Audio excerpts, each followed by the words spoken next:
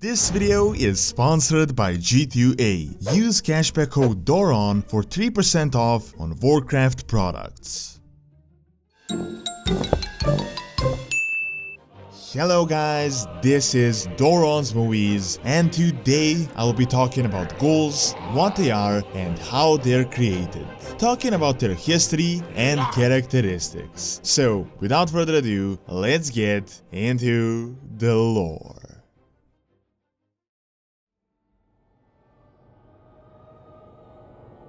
Ghouls are essentially the main footmen of the Scourge, one of the most numerous minions and not very valuable units. In simple terms, cannon fodder. However, they're vicious and relentless opponents. The first appearance of them was at the start of the Third War and the invasion by the Scourge. Almost exclusively, ghouls are made from humans, and even though they are extremely numerous, only the Scourge and a few other necromancers actually know how to create them. Death Knights are able to summon them, and Sylvanas has also utilized them as well, but practically the entirety of ghoul presence was within the Scourge. Now, the actual process of their creation is unclear, but it is definitely different than just raising the dead, as would be the case with the Forsaken or the Death Knights. They are one of the lowest forms of the undead and are bent and twisted. While the Forsaken can have a missing jaw, limbs, etc., the ghouls are just on a whole different level. In most cases, their flesh has been affected seriously and their facial features are entirely twisted. As undeath progresses further and further, they without exception become disfigured. The jaws of ghouls become protruded, fangs and claws erode, and they become unrecognizable even by the closest ones to them.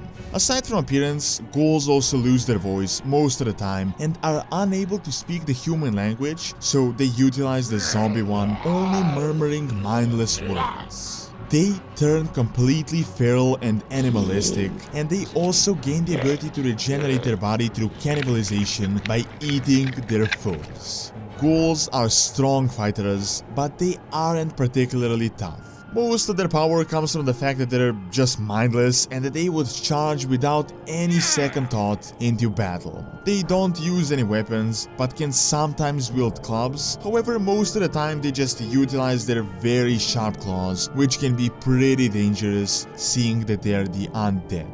It isn't clear why exactly necromancers would raise ghouls as opposed to the intelligent undead, which would be more powerful, but more than likely raising ghouls takes a lot less magic and energy, or the targets just weren't strong fighters valuable enough to be fully raised into undead. Almost exclusively, ghouls are mindless zombies, and thus more intelligent undead can direct them to any situation, even completely hopeless ones, as they more or less have no control over themselves. This alone makes them a valuable asset to the Scourge and could warrant creating a ghoul over a regular undead. My own speculation is that ghouls are primarily made from humans that were peasants and weak fighters, thus making them the lowest on the Scourge priority list. We know that a lot of civilians perished in the fall of the human kingdoms, and that would make it a perfect opportunity for the undead to increase their numbers and to increase their cannon fodder. Ghouls have also been utilized as workers and for general labor on countless occasions, being an asset to the Lich King. Although they are zombies, there have also been cases where some managed to retain their intelligence, such as Horgus the Ravager, and he was highly ranked within the Scourge. However, this ghoul is definitely an exception. The biggest concentration of ghouls has been within the Eastern Kingdoms and Northrend, mainly in the places that the undead army had destroyed. Currently, most of them have been eradicated with the defeat of the Lich King, and even the remnants are actively being hunted down. Still, ghouls remain scattered around to this day, stuck in their feral state.